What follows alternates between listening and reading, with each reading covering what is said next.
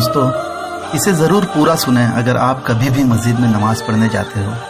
اس سے پہلے کہ میں اپنی بات رکھوں، میں آپ کو ایک چھوٹا سا واقعہ سنانا چاہتا ہوں جسے میں نے بہت محسوس کیا ہے۔ بات ہے ایک عید کی صبح کی، جب میں 7 بجے والی جماعت پڑھنا چاہتا تھا، لیکن دیر ہو جانے کی وجہ سے راستے سے ہی دوسری مسجد کا رخ کیا جہاں 8 بجے کی نماز تھی۔ مسجد میں سوائے میرے اور میرے بچوں کے 1 یا 2 ہی لوگ چلتے پھرتے نظر آ رہے تھے۔ کچھ دیر میں میری نظریں مسجد کے انٹرنس پر پڑی، جہاں ایک بچہ جس کی عمر غالباً 8 سے 10 سال کی ہوگی بڑی خوشی سے مسجد میں داخل ہوا۔ اس کی چال مانو ایک کھیلتے ہوئے ہرن جیسی تھی۔ مسجد میں زیادہ لوگوں کو نہ پا کر وہ ہم سے قریب ہی آ کر بیٹھ گیا۔ میں نے دیکھا اس کی آنکھیں خوشی سے چمک رہی تھی۔ کرتا پیجامہ اور ٹوپی پہن کر، آنکھوں میں سرما لگا کر وہ جس انداز میں تھا مانو اس نے عید کی صبح کی بہت پہلے ہی سے تیاری کر رکھا تھا۔ کچھ دیر وہ یہاں وہاں سرکتا کھیلتا آخرکار ایک جگہ بیٹھ گیا۔ اسے دیکھ کر میرے من میں خیال آیا کہ عید کے دن تو کوئی بچہ اکیلے نماز میں نہیں آتا، اکثر بچے اپنے ابا کے ساتھ، اپنے والد کے ساتھ ہوتے ہیں، جیسے کہ میرے بچے بھی میرے ساتھ تھے۔ اسے دیکھ کر مجھے یہ لگا کہ وہ ضرور کوئی یتیم ہے اور شاید باپ کے نہ ہونے کی وجہ سے اکیلے آیا ہے، جسے شاید اس کی ماں نے تیار کر کے اس عید کی خوشیوں کو منانے کی پہل کرنے بھیجا ہو۔ ہاں دوستو، عید کی نماز پڑھنا ہے۔ میں ان خیالوں میں ہی تھا کہ اسے دیکھا کہ وہ ایک پلر سے لگ کر کھیلتے کھیلتے سو گیا۔ میں نے سوچا شاید عید کی خوشی سے وہ صبح جلدی اٹھا اور اب نیند آ گئی ہو۔ میں ان خیالوں میں ہی تھا کہ امام صاحب کی تقریر کی آواز نے مجھے اس خیال سے ہٹا دیا، اور اب مسجد میں کچھ اور لوگ بھی داخل ہو چکے تھے۔ دھیرے دھیرے لوگوں کا مجمع بڑھنے لگا۔ تھوڑی ہی دیر میں دوبارہ بچے کی طرف متوجہ ہوا اور دیکھا کہ امام کی تقریر کی آواز سے وہ اٹھ کر بیٹھ گیا۔ اس نے دوبارہ اپنی خوشیوں کو بٹورنا شروع کر دیا، لیکن اب جیسے اس کی آنکھیں ہر ایک آئے ہوئے نمازیوں کو باری باری دیکھ رہی تھی، جیسے وہ انہیں دیکھ کر کسی اپنے کو تلاش رہا تھا۔ وہ دھیرے دھیرے سرکتا آگے کی صف میں جا کر بیٹھ گیا جو کہ خالی تھی۔ میں تقریر سننے لگا اور وقت آیا کہ مسجد پوری بھر چکی تھی اور مؤذن نے اقامت دینا شروع کر دیے۔ ہم سب نماز کے لیے کھڑے ہو گئے۔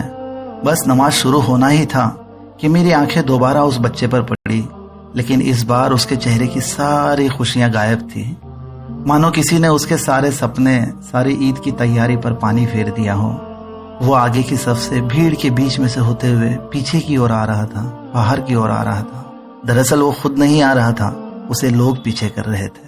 وہ ایک قطار سے دوسرے قطار پر آتا تو وہاں کے لوگ اسے پیچھے کر دیتے، پھر اس کے پیچھے کے قطار کے لوگ اور پیچھے کر دیتے۔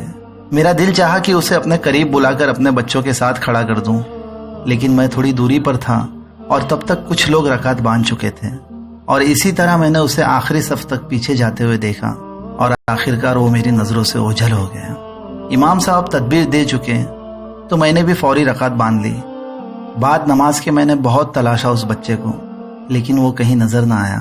مجھے مانو ایسا لگ رہا تھا کہ میں نے کوئی گناہ کر لیا ہو، کہ اگر وہ ایک یتیم تھا تو مجھے اور مسجد میں تمام لوگوں کو اس سے الگ درجہ دینا تھا، لیکن ہم سبھی نے اس بچے کو جو سب سے پہلے آ کر مسجد میں داخل ہوا تھا اسے دھکے دے کر ایک کے بعد ایک صف سے پیچھے کر دیے۔ مجھے تو یہ بھی نہیں معلوم ہوا کہ کیا اس بچے کو مسجد کے اندر جگہ ملی بھی ہوگی، کیونکہ عید کے دن تو مسجد پورا پیک ہو جاتا ہے۔ کاش کہ میں اس بچے کو ڈھونڈ پاتا اور اسے مسکرا کر دیکھتا اور اس کے سر پر ہاتھ پھیر پاتا۔ اب مجھے افسوس بھی ہوا اور غصہ بھی آیا ان تمام لوگوں پر جنہوں نے اسے اتنا پیچھے کر دیا کہ اسے شاید اپنے باپ کے نہ ہونے کا احساس دلایا ہو۔ میں اس واقعے کو اور اس بچے کو آج تک بھلا نہیں پایا۔ ہاں دوستو، یہ اس لیے ہوا کہ مسجد میں آنے والے بیشتر لوگوں کے دماغ میں یہ بھر گیا ہے کہ بچے کے صف میں رہنے سے نماز ہی نہیں ہوگی، اور نتیجتاً جانے میں انجانے میں ہم نے ایک شاید یتیم یا ایک غریب بچے کو اپنے بیچ میں کھڑا ہونے نہیں دیا، جبکہ اس کا حق تھا کیونکہ وہ سب سے پہلے آ کر بیٹھا تھا وہاں۔ میرے دوستو، یہ کس طرح کا عمل ہے ہمارا، جبکہ یہ بات ثابت ہے کہ بچوں کو مسجد میں آنے دیا جائے، ان کی حوصلہ افزائی کی جائے، جبکہ اسلام یہ سکھاتا ہے کہ اللہ کے نزدیک کوئی بھید بھاؤ نہیں۔ یہی نہیں، میں تو ہر نماز میں ان بچوں کو دیکھ کر افسوس کرتا ہوں، ان لوگوں پر، ان بزرگوں پر اور جوانوں پر جو ہمیشہ بچوں کو بنا حکمت کے ساتھ ایسے پیچھے دھکیلتے ہی کہ بچوں کی آنکھیں دیکھ کر لگتا ہے مانو وہ بددعائیں دے رہی ہے، مانو ان کے کانفیڈنس کو کسی نے تیز چھری سے چیر دیا ہو۔ اب اس معاملے پر چونکہ ہمارے امام بھی بہت زیادہ نصیحت نہیں کرتے لوگوں کو، سو یہ معاملہ ایسا بن گیا ہے کہ بچوں کو जिनकी उम्र 10, 12, यहाँ तक कि 15 वालों को भी पीछे कर देते हैं। यहाँ तक कि बच्चे नमाज शुरू कर चुके तब भी उन्हें उठाकर या धकेल कर पीछे कर देते हैं, और जब पीछे के सफ में दूसरे बड़े आते हैं तो वो वापस उन्हें पीछे कर देते हैं, और फिर यही सिलसिला जारी रहता है यहाँ तक कि बच्चे एकदम से पीछे हो जाते हैं। मैंने तो यहाँ तक देखा हूँ कि बच्चों के आंखों में आंसू तक तैर जाते नमाज की हालत में, इन बड़े और बुजुर्गों के इस रवैये से। हम उन बच्चों को उठाकर पीछे कर रहे हैं जो फजर के वक्त भी उठकर सबसे पहले मस्जिद में दाखिल हुए और आगे सफ में जाकर बैठे हैं।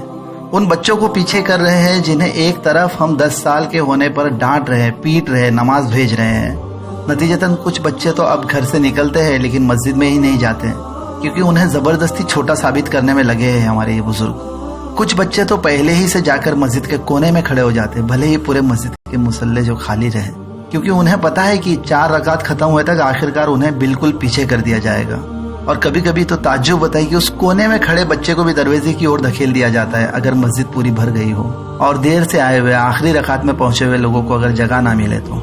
मैंने खुद कई शरारती बच्चों से मोहब्बत के साथ बात किया, उनसे मिला, सलाम में पहल किया, उन्हें मर्तबा दिया, तो नतीजे में वो बच्चे अब सिंसियरली नमाज पढ़ते हैं। फिर भी बच्चे अगर शरारत कर लें तो हम उनसे दोबारा मोहब्बत से पेश आए।